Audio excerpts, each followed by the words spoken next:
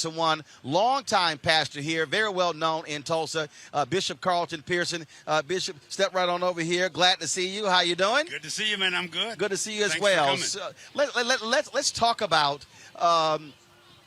this issue, what it means for this community. What does it mean in terms of this?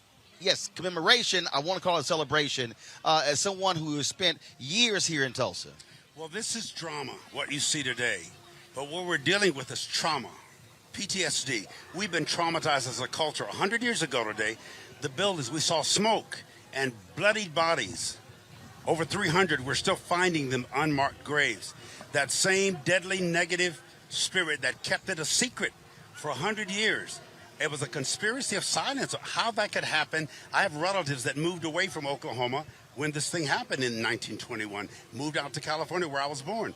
But that same deadly negative energy, we saw it on January 6th of domestic, white, angry, mob-minded racists, many of them hiding behind their Bibles and in their churches in this city. This is the buckle of the Bible Belt.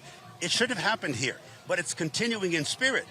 In so many ways, there's a lot of non-black people who love us, care, and who are with us. But that same undergirding, lying spirit is still alive, and we have to not only confront it, but combat it. One of the things that we keep hearing from folks here, and that is they want to ensure that the people here are getting the economic compensation that they say they deserve. This was an area that was black-owned. There were black restaurants. There were black hotels. There were numerous black businesses. There were all types of homes, fine homes here as well. And so here you have the city building a museum. They're going to open it, a $20 million facility, $30 million facility on Wednesday.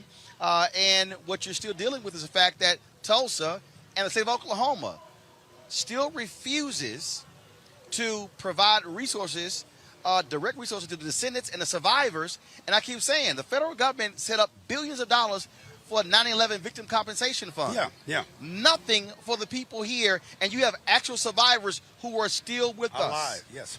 Well, they did something for the Japanese. They did something for the Native Americans. They've ignored African Americans. Just the insurance. Most of these buildings were insured. The insurance companies refused to pay. They refused. You don't just repay, you repair and you replace. Everybody's only thinking about money. We need to build this whole street back up with black-owned and operated businesses that the government, first of this local city, this state, and of our federal government, we're dealing out billions of dollars right now. Why not this? This is the worst race massacre in American history. The only race ride where the Air Force, somebody so powerful in Tulsa, they could call the Air Force. That's never happened before. It may never happen again. But it happened here in Tulsa, and they kept it quiet. There's the scripture refers to spiritual wickedness in high places. I say high and hidden places. There's the mystery or the mist story of iniquity. Right here in Tulsa, a Bible town. I've lived here 50 years. I preach the gospel. I believe the gospel. But we have Christians that are anti this. You won't find a lot of white Christians coming to this. I'm very disappointed with that. I held the Azusa conference. I'm picking up Bishop William Barber. He's flying in. Reverend Jesse Jackson will be in tomorrow. We're going to confront these issues and continue. I was on the phone with Stevie Wonder yesterday. We must confront this thing with dignity, with class, but with forcefulness and make a difference. We can repair, repay, and replace. Folks, back to our Roland Martin unfiltered video in just one moment. Racial injustice is a scourge on this nation, and the black community has felt it for generations.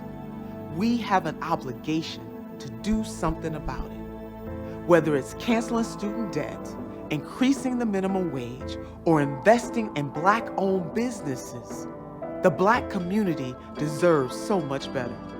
I'm Nina Turner, and I'm running for Congress to do something about it.